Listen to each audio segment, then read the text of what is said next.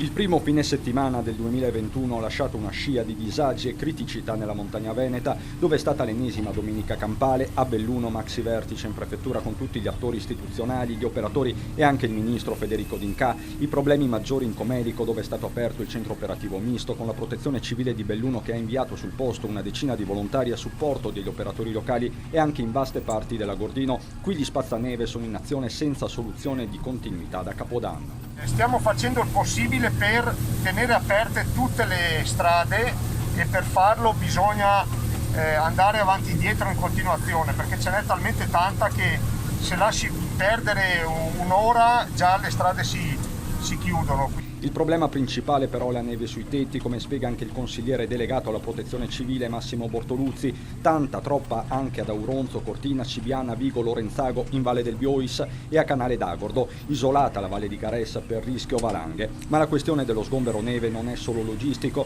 non si sa più dove metterla, ma anche economico. Sta diventando infatti un salasso per le già esangui casse comunali. Della questione sarà interessato il prossimo vertice Prefettura Protezione Civile Nazionale e Regione del Veneto.